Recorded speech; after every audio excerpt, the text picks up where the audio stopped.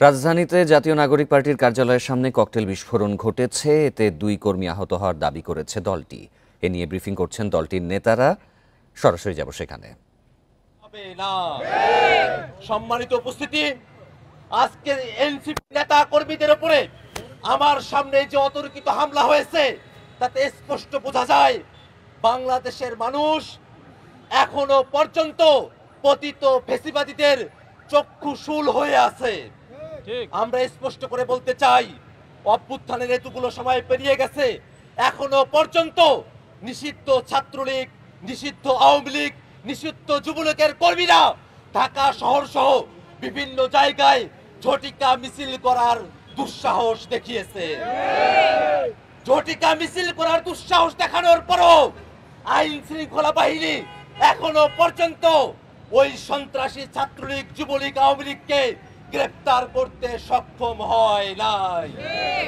আমরা আইন শৃঙ্খলা রক্ষাকারী বাহিনীর কাছে আহ্বান জানাই, অবিলম্বে পতিত ফ্যাসিবাদী আওয়ামী লীগ, ছাত্রলীগ, যুবলীগ সহ সকল সন্ত্রাসীকে গ্রেফতার করে আইনের আওতায় নিয়ে আসতে হবে।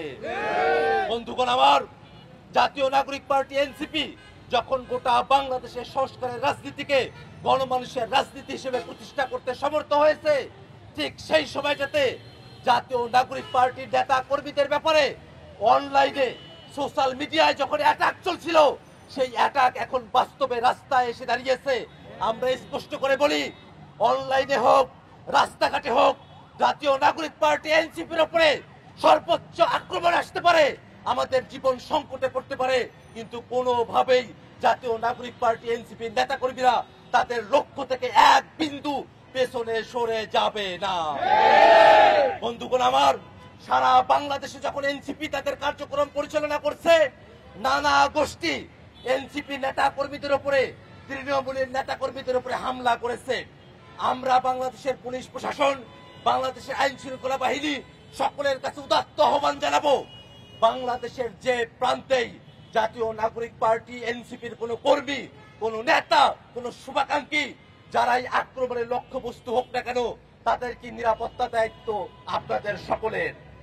এনসিপি নেতা কর্মীদেরকে নিরাপত্তাহীন করে বাংলাদেশের গণ অভ্যুত্থানের লক্ষ্যকে অর্জন থেকে কখনোই বিরত করা যাবে না।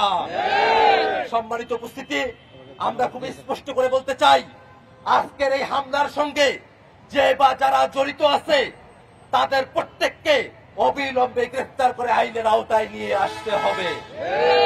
সারা বাংলাদেশে পতিত ফ্যাসিবাদী, পতিত স্বৈরাচার, পতিত ফ্যাসিবাদীরা যারা ঘুর ঘুর করে বেড়াচ্ছে, বাংলাদেশ বিরোধী ষড়যন্ত্র করছে, তাদের সকলকে আইনের আওতায় নিয়ে আসতে হবে।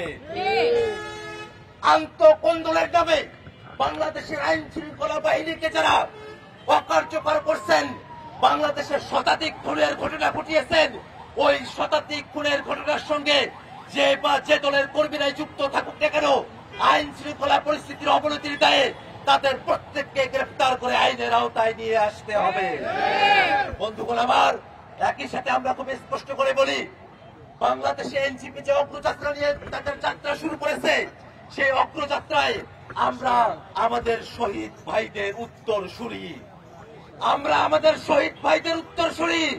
আমরা মরতে প্রস্তুত, কিন্তু বাংলাদেশের স্বাধীনতা, সার্বভৌমত্ব, বাংলাদেশের গণতন্ত্র এবং বিচার ব্যবস্থাকে আমরা 1 সেকেন্ডের জন্য আমরা ধ্বংস হতে দেব না।